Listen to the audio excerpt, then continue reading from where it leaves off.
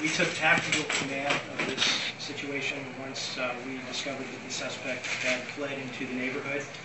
We had information that he had made entry into a residence on English Drive. As the sheriff mentioned, the residence was in fact occupied by 2 people.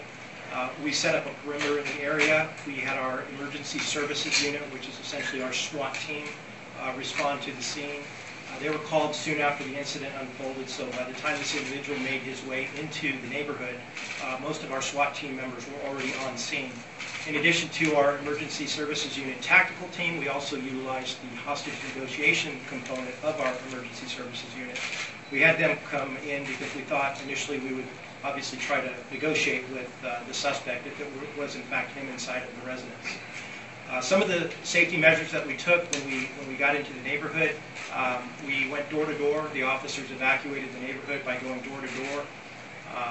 We had sent out an electronic message alert to the community. It's a message alert system that we call NIXL, advising people that there was police activity in the 100 block of English Drive and to stay out of the area.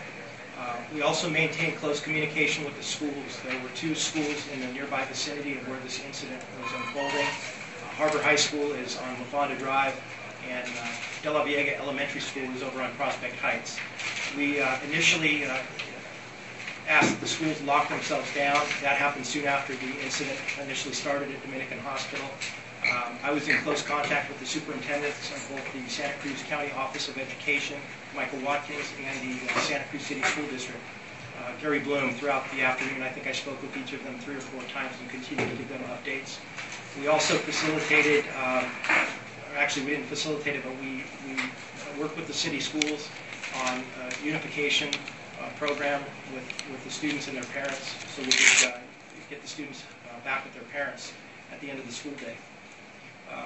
As we were deploying our tactical unit in the neighborhood, one of the first things that we did is we cleared out the residences on either side of the target location, which is the location where we believe that the suspect was in fact located.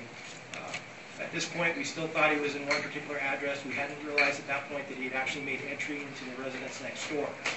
We sent our tactical team into the residence next door to where we thought he was, and to our surprise, we encountered the suspect inside of that residence. As you can imagine, this was a bit of a surprise to the officers, but they're trained, they're highly trained, very professional, and they were able to safely take the suspect into custody. I might also mention that when we got into the residence, the suspect was actually in an upstairs bathroom. We utilized the Capitola Police Department's canine, along with our SWAT team members when we went into the residence. The canine actually alerted on the door upstairs, in which the suspect was in the room behind that particular door. So without the assistance of the canine unit, it would have been much more difficult to take that suspect into custody. So we arrested him, brought him out of the house without incident, and at that point we turned the suspect over to the Santa Cruz County Sheriffs Department. And I think from my standpoint, one of the things that I really want to highlight during the press conference today is the importance of the interagency cooperation. This could have never been brought to a successful resolution without the cooperation of the Santa Cruz County Sheriff's Office and the Santa Cruz Police Department. And I think if nothing else, this really underscores the importance of interagency communication, interagency training, and our need to really work together in these types of incidents. I'd also like to make mention of the other law enforcement agencies that were there and also acknowledge my thanks to them. Without the assistance of these agencies, again, we would never have been able to bring this to a successful resolution.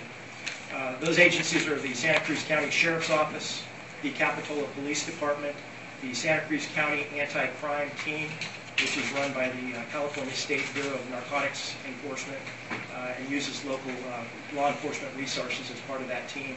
The Santa Cruz County District Attorney's Office, the California Highway Patrol, both our local office here in Aptos and also the California Highway Patrol Air Operations Division, which is located in Paso Robles. The California State Parks, and also the Santa Cruz County Regional 911 Center, which is our communications center here in the city of Santa Cruz.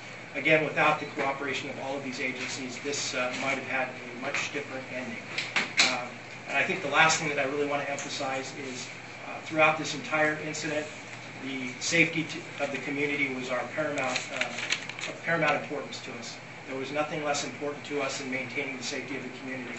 And so that was something that we strive to do, and it's unfortunate that the deputy was hurt in the initial incident, but aside from the deputy being hurt, it looks like nobody else was hurt in this incident. So at this point, I think I'll turn it back over to the sheriff. And again, if you have any questions at the conclusion today, we'd be happy to answer them. Thank you.